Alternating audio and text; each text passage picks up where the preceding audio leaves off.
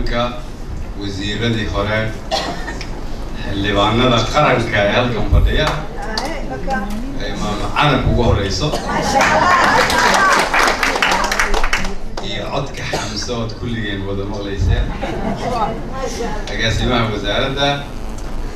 xildhibaanadii ugu da'da yaraa xildhibaan ka midana way fadhidaan meesha kiraam wasiiradii hore saxaafadda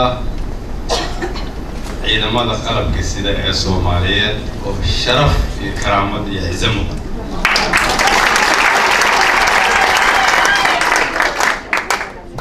saxaafadda dhalinyarada iyo cid walba oo halkan joogta kulligeed iyo dhammaan haweenka Soomaaliyeed oo dhan meel walba ay joogaan يا شعب الصومالي إذا كانوا حنقول سلام سلام الإسلام السلام عليكم ورحمة الله وبركاته.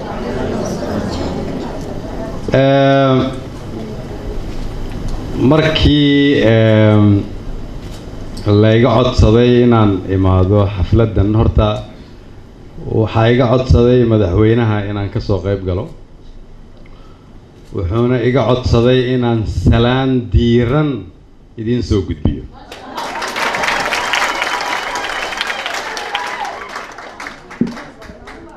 وأنا وقتين مدحوينه إنه سيدو رالي دين كجيا.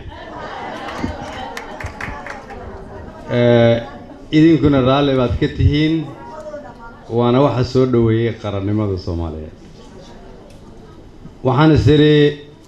محاد يا شا.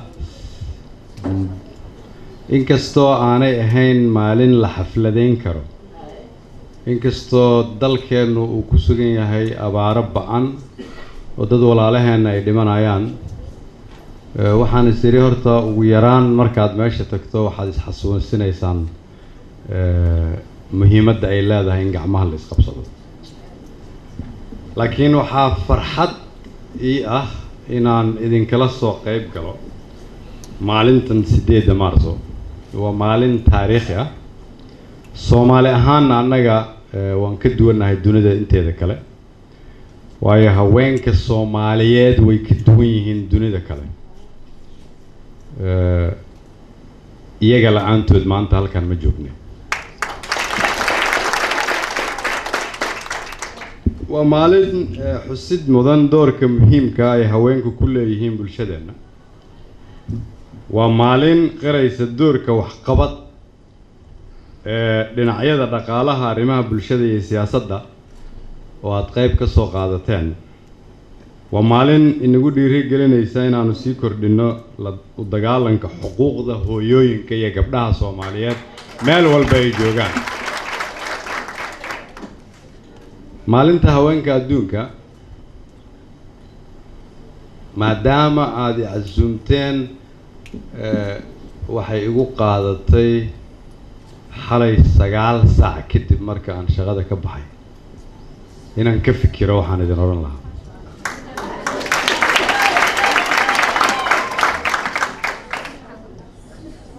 waa maalin sidoo kalena xasuusinaysa xilka dhammaanteen inaga saaran in haweenka laga ilaaliyo tacadiyada ka dhanka ah xuquuqda bani aadamka maanta iyo mar walba waa inayna xasuusnaanaa in xuquuqda haweenku ka mid tahay xuquuqda insaanka maahan 8 Maarso maaha 9 maaha 1 January waa maalin walba oo aan soo toosno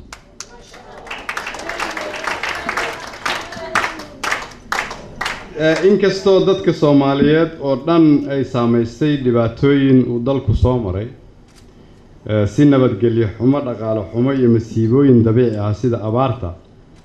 maantayna haysata haddana waxaa hubaala in haweenka Soomaaliyeed ay si gaar ah oo xanuun badan u saameeyeen dhibaatooyinkaas si haddaba loo xaqiijiyo ilaalinta xaqa iyo xushmada ay haweenku inaga mudan yihiin waa lagama maarmaan in il gaar ah loo yeesho baahida haweenka ee xaq dhaqan xaq dhaqaale iyo mid siyaasadeedba marka ay walaashay xildhibaan canab halkan ka istaagto oo tiraahdo gabdhaha iskuulka laga xiray qalbigan xanuunay سكولك ولا يدين فرايا ولا يدين لسايا أنا بقى ما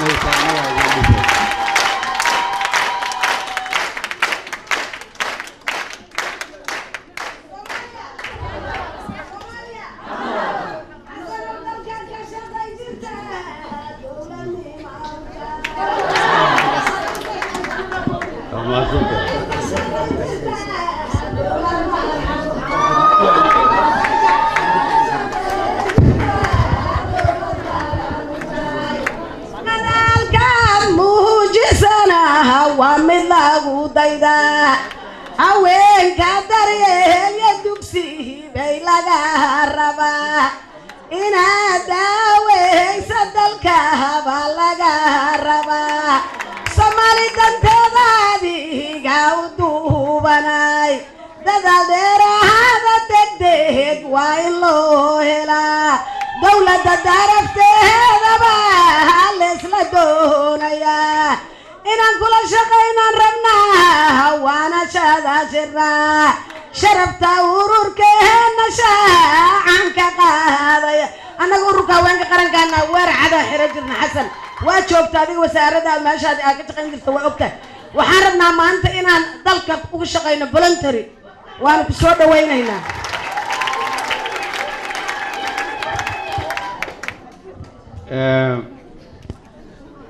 markaad meel isugu timaadaan oo madaxweynahiina iyo wasaarihiina iyo wasiiradiina idin yimaadaan oo tiraahdaan dhibaatadaas dalka ka jirta waa inaad wax ka qabataan ma aha inaad u sheegtaan waa amar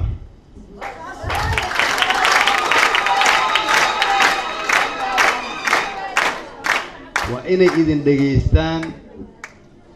wasiirada iyo wasaaraha iyo madaxweynaha waxaan rabaa inaan xasuusiyo ma shaqeystaan iyagu idinkay idin shaqeeyaan qofka shaqaalihiina oo idinkay idin shaqeeya marka waa inaad u sheegi kartaan sida aad u rabtaan waa inaad ogaataan dalka inaad idinku iska leedihiin marka aad halkan ka tiraahdaan iskuul muhiim ah oo gabdhaha Soomaaliyeed caafimaadkooda horseed u ah ayaa xirmay macnaheedu waxa ay tahay dalkan dhaqaalihiisa muhiimadda ugu horeeyay idinkaas kale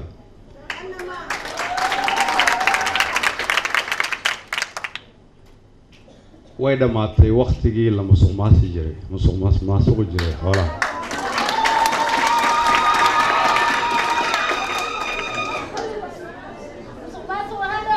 musuqmaasuq hadda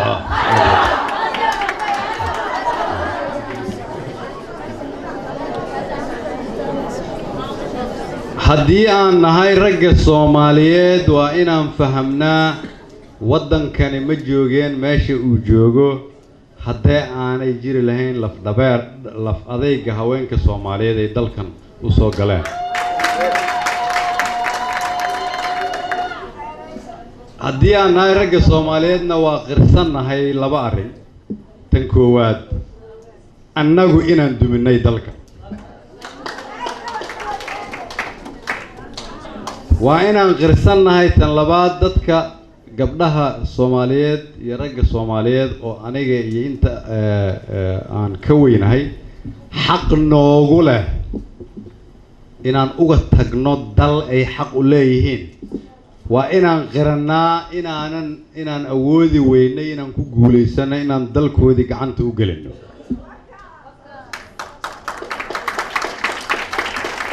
waa inaan idin iraahdaa dalkii aad xaq u lahaydeen ma hayno waayo waa burburinay haddaan soo jeesanay oo aan diyaar u nahay idinka inaan idinla shaqeyno gacantana idin gelino waqtigeeda markii la soo gaaro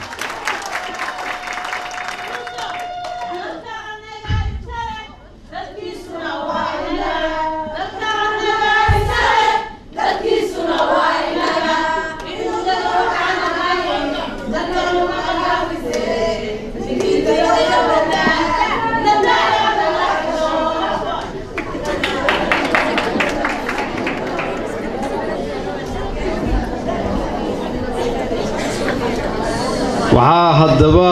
muhiim ah si loo gaaro meesha aan hiigsanayno waxaan rabaa inaan idin xasuusiyo idinkii shacabka Soomaaliyeed dawladda Soomaaliyeed xukuumadda Soomaaliyeed xildhibaanada Soomaaliyeed iyo shacabka Soomaaliyeed inay cid u dhaxayso ma aha haddii madaxweynaha iyo ra'iisul wasaaraha Soomaaliyeed dhexdeeda uu dhib ka yimaado waxaan idin ballan qaadayaa inaan isku dayno inuusan anaga sideenaba dhib naga imaan haddii Ilaahay yiraahdo laakiin haddaad aragtaan qaybaha dawladda iyo xukuumadda ka mid oo isqabqabsanaya waa inaad ogaataan inay idin shaqeeyaan oo shaqada ka ceyrin kartaan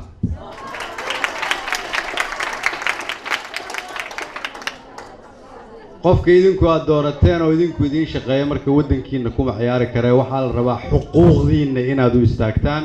maantana waxa jooga madaxweyne iyo ra'iisul wasaare diyaar u ah inay idin dhageystaan idinkeena dhageystaan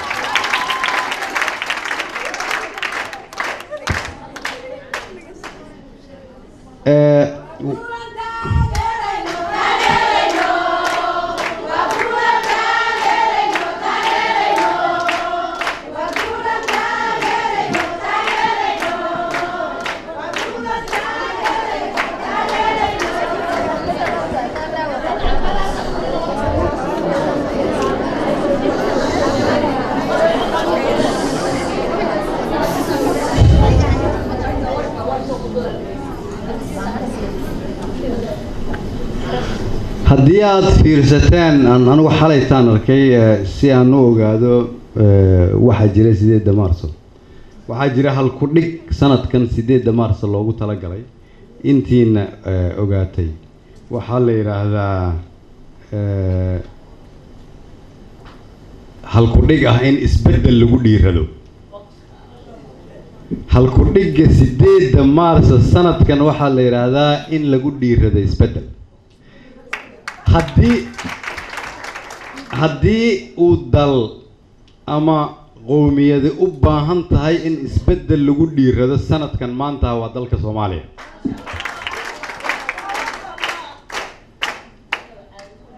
isbedelkan ku dhiiran doonaa xukuumadda la dhisaayo sida aan maalintii golaha shacabka ka sheegayba xuquuq baad ku leedihiin waxaan aad ugu faraxsanahay dhibaato walba oo na soo marta maanta taariikhdeena meesha ay joogto markaad aragtaan in 24% haddii aanan qaldanayn baarlamaanka Soomaaliyeed labada aqal oo la isku daray inay yihiin dumar haween Soomaaliyeed 81 gabdhood oo Soomaaliyeed inay ku jiraan labada aqal waa wax ku cusub taariikhda ummadda Soomaaliyeed waa tusaale iftiiminaya dalkan rajadiisa inay soo noqotay waa tusaale iftiiminaya awoodda idinka in gacanta la idin soo geliyo waxaan rabaa inaadan mar dambe marka ku mashquulina wadan dhihina maxaan yeelnaa maya waa inaad idinku go'aan ka gaartaan wixii la yeeli lahaa annaguna waxaan idin fududeynaynaa insha Allah inaad qayb libaax la ka qaadataan qayb walba oo kamid ah xukuumadda iyo hay'adaha dalka haddii Ilaahay yiraahdo waxaan rabaa inaan idin sheego maantay waxay ahaan lahayd maalin farxadeed oo aan u caweyno 8 bisha laakiin dalka maadaama aad ogtihiin inay ka jiraan abaaro baabi'iyay ummadda Soomaaliyeed maantay halkan waxaan isugu nimid inaan ka shaqeyno wax la yiraahdo gurmad qaran waxaana la ka rabaa qof walba oo naga mid ah oo maanta halkan jooga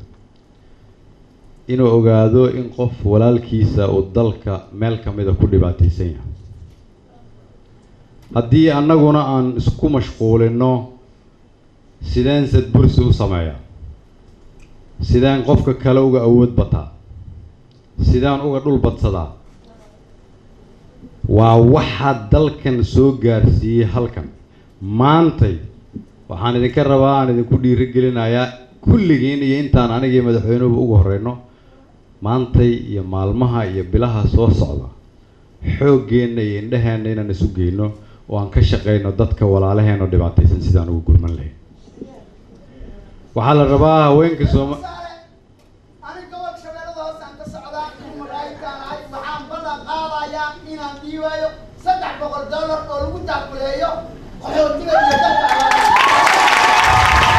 ما شاء الله ما شاء الله aad u maadsantahay waxaan rabnaa inaan kulligeen isku nimaadna annagoo ka fikirayna kana xanuunsanayna dhibaatada haysata dadka Soomaaliyeed oo meel walba abaartu ku gaartay waxaa haddana nasiib darro ah in dhibaatada ugu badan ay haysato haweenka iyo carruurta waxa barakacay waa iyaga waxa carruurtooda waa iyaga waxa cudurrada ku dhacayaan waa iyaga maanta qof walba oo Soomaaliyeed oo qalbigeeda in yaroo damqasho ay ku hartay waxa kaliya la rabay ka fikirto waxa weeye sidii dadkaas loogu gurman lahaa aniga iyo madaxweynahana waxaan idin ballan qaadaynaa maalmaha usbuucyada iyo bilaha soo socda inta laga baxaya abaartan dadka baabiisay waxa ugu horeeya oo aan xoog saari doono inay noqon doonaan shacabka Soomaaliyeed sidii la isugu keeni lahay si ay iyagu dadkooda u tabaalaysan u taageeraan dibad wax ka sugi mayno cid kale ku tashan mayno ilaahay iyo annaga isku tashanayno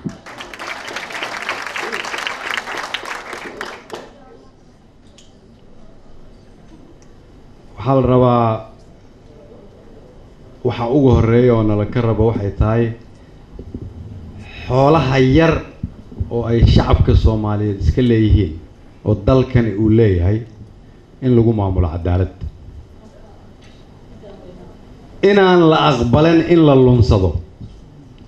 waxaan rabaa qof walba oo dalkan nidaamkiisa dawladnimo ka shaqeyso inay ogaato inta uu madaxweynuhu ugu horeeyo aniguna aan ku xigo inaan kulligeen u diyaar garowno in la xisaabtamo waa dhamaatay waqtigii xisaab la'aanta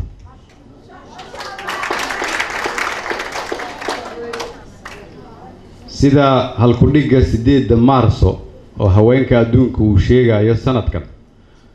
waxaa la soo gaaray waqtigii aan dhihi lahayn waxaan diyaar u nahay isbedel lagu dhiirado isbedelkan idinka iska leh idinka la rabaa inaad hormuud u noqotaan ha aqbalina mar dambo inaad marti ka noqotaan gurigeena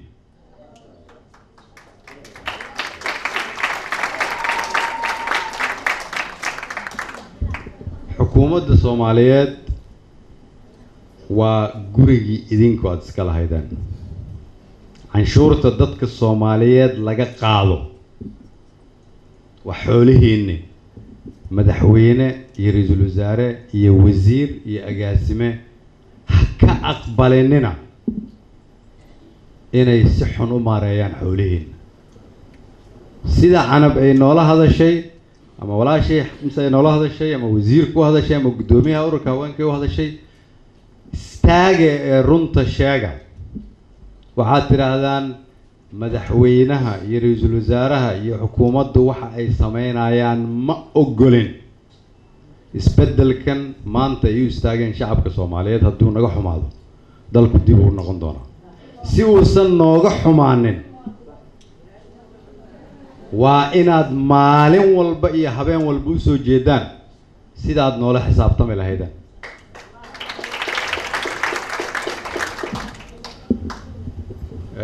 waxaan mar labaad ka mahad celinayaa inaad igu martiqaadeen munaasabadan muhiimka laakiin munaasabadan waxaan rabnaa inaan u rogno sida aan hore u sheegay munaasabadii lagu daryeeli lahaa dadka Soomaaliyeed ee dhibaataysan waxaan rabnaa inaad kulligeen isu keentaan waxaan rabnaa qofkii heli kara $1 qofkii heli kara kiilo bariis ah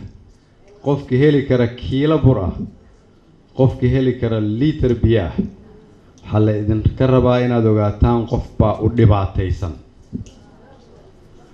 qofkii annaga naga mida oo ka fikirayay inuu sadbursi sameeyana